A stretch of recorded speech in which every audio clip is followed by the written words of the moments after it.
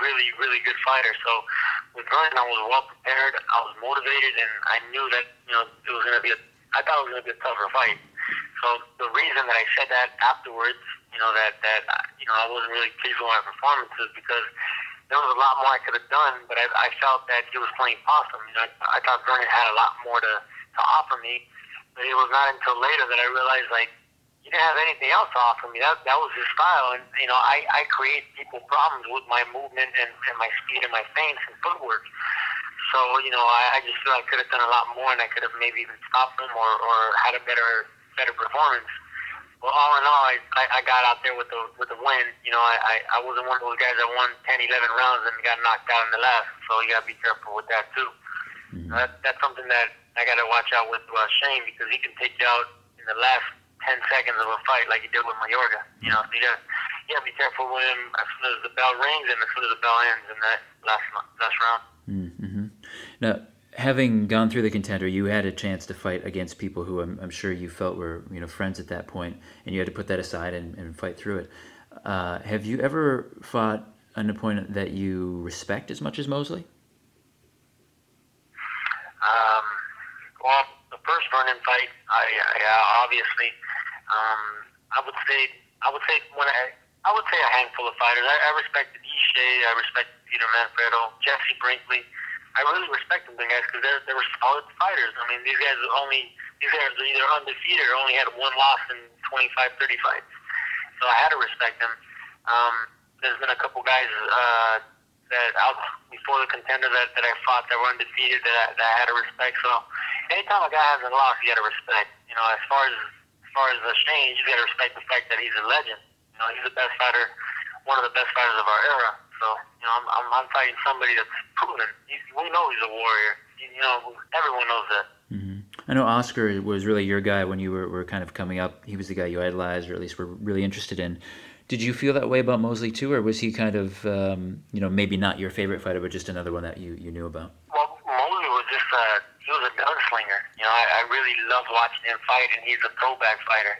He reminds you of Sugar Ray Robinson and guys like that back in the day where they'll fight anybody at any weight.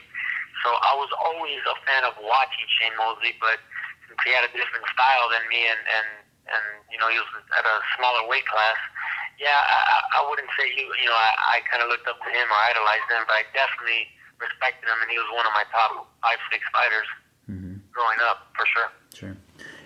Going back to kind of your condition now, training in relation to the training camp you had with the 2 fights for Forrest and just in general in your career, how would you compare this training camp to others as far as the intensity and as far as just your satisfaction with it so far? When I have enough time to train, I'm very confident with my team. I've had the same team since I was 16 years old, and I started boxing, and we just we threw in the strength training with Robert Ferguson, and so he's the only new thing to our team. When I have enough time, and like I do for this camp and for a couple other fights, I really feel I can't be beat. If I'm really 100% ready to go, I can beat anybody, and I think this is one of those camps. Yeah. So invariably, if you win this, do you think that your name is going to be on that Pacquiao sweepstakes list? Oh, I hope so.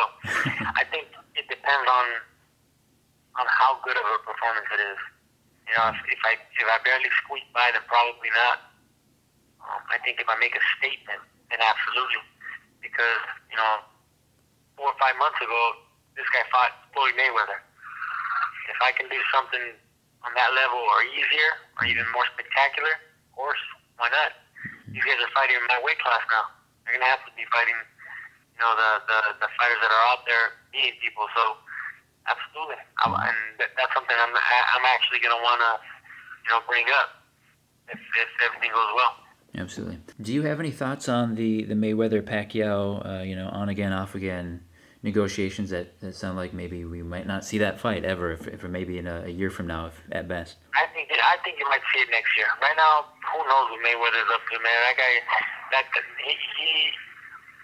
he really has some issues because I really feel that he leads people on, and then he says this and says that and does this and does that and then apologizes for this and doesn't apologize for that.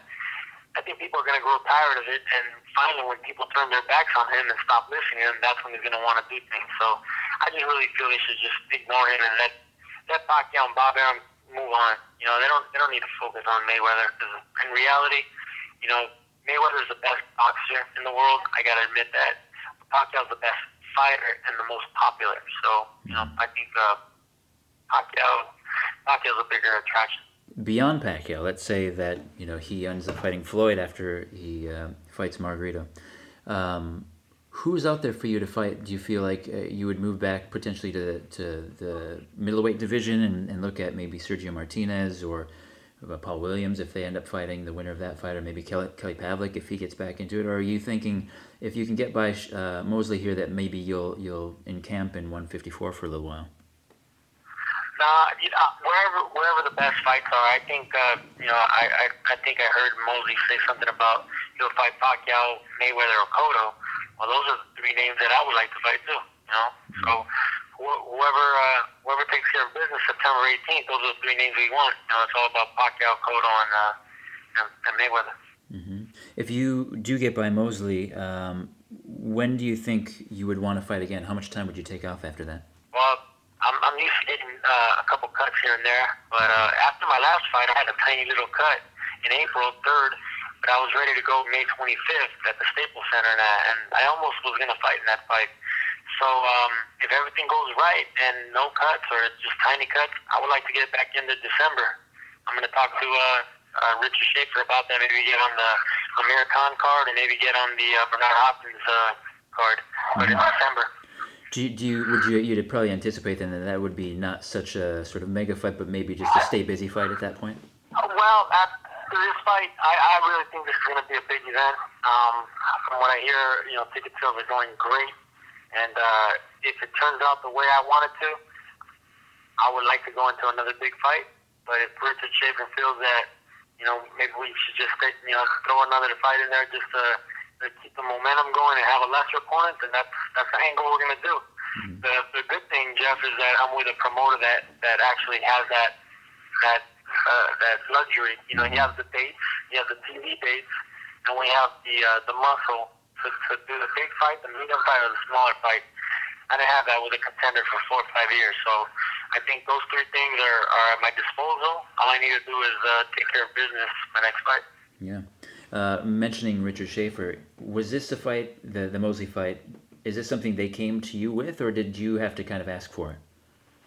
No, it was out of the blue. I asked for a meeting with Richard Schaefer because after my fight April 3rd, they made a big deal about how great I looked and I was the best fighter of the night and this and that. For me being out of the ring for so long, how sharp I was and how much of a statement I made. I said, okay, if everyone's so happy, get me back in there in May. For that big Israel Vasquez-Marquez fight, which was a month away. And I was serious about that. I said, hey, I'll take less money, get me on that card. They weren't able to make that happen, and then they told me that, you know, they can keep me busy on a televised main event at the Pachanga, you know. So I said, okay, well, it's televised on the main event, and all right, it's a stay busy fight. Let's do that. So when we're at the meeting, he actually mentioned Sugar Shane Mosley. He said, well, listen, I'm just gonna throw this out there. What do you think about fighting Shane Mosley if he wants to, if he accepts it? Are you willing to skip this fight and fight Shane? I said, if you can make that happen, yes, let's cancel July 23rd, and I'll wait all the way for that fight. Because that's a fight I want. I want big fights. I want the lights, the attention, and things that get me up. You know, I'm not gonna be totally up for Pachanga versus JC Candela with, you know, 1,000 people watching. Mm-hmm. You know, I'll be up for the Staples Center. Yeah. Being a part of Golden Boy, you know, their marquee stars are all starting to retire, at least winding down their careers. Mosley, Hopkins, De La Hoya. There's probably a real opportunity for you to step in and be one of their guys if you can get by Mosley. Is that something you've thought about? Oh, yeah, absolutely. Top Rank offered me the same deal as De La Hoya as far as a signing bonus. they had the same deal on the table. I met with Dan Goosen, I met with Gary Shaw, I met with Top Rank, Bob Arum, and I met with Golden Boy. And at the end of the day, Top Rank actually offered a little bit more. But I decided to go with Golden Boy because of that reason. I knew that their 18 stars were going to be out of the way, and they'd have all these dates. And, you know, Victor Ortiz had just finished getting, you know, knocked out, and I really feel that, you know, in LA they have that Latin market, and I'm from LA, and obviously I'm Latin, so I just thought it made more sense for the future, and it's panning out. You know, things are falling into place, and right now it feels like I made the right decision. Mm-hmm. Yeah, absolutely. Very recently, the last couple of days, they've basically announced, or at least there's been some strong rumors that Hopkins is going to fight Pascal now. What do you think about that fight? Well, Bernard's a legend. You can never say anything negative about him, but people are really, they're really starting to get, you know, tired of Bernard. It's hard to say. He's one of them guys that you know, the older he gets, the less exciting he's becoming in the ring. He's such a master at what he does that he knows how to win with the least amount of activity as possible. And, you know, ticket payers don't want to see that. You know, he is a legend, and he's going to go down as one of the best middleweights ever, and one of the best fighters ever. But there's a time a fighter needs to call it quits, and I really feel that he's at the twilight, if not past the twilight of his career, and I think Pascal might be the guy that, you know, shut the book on him. So maybe that's what's going to take, you know, someone to really make a statement against Bernard, and then maybe that could be the end.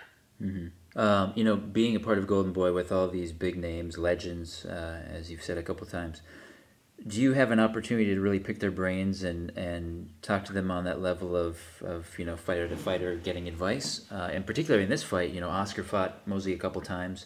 Have you talked to him at all about fighting Shane, or have you not had that opportunity? No, I didn't have that opportunity. I just, you know, I just look at the videos. I look at the videos. You know, I look when Vernon fought him. You know, Miguel Cotto, Floyd Mayweather. Look at all these videos, and that's, you know, that's information enough. I think when I fought Vernon, Oscar. It's funny. Oscar asked me, "Hey, so does he punch hard?" But no, I'm not that type of person. I don't ask people, you know, if they punch hard, or how hard they hit, or how fast they are. I mean, it makes no difference. You know, styles make fights. Well, thanks so much, Sergio. You know, good luck. We're all rooting for you, and hopefully we'll get a chance to talk to you after your victory on September 18th. Of course, man. Anything for you guys. I appreciate that.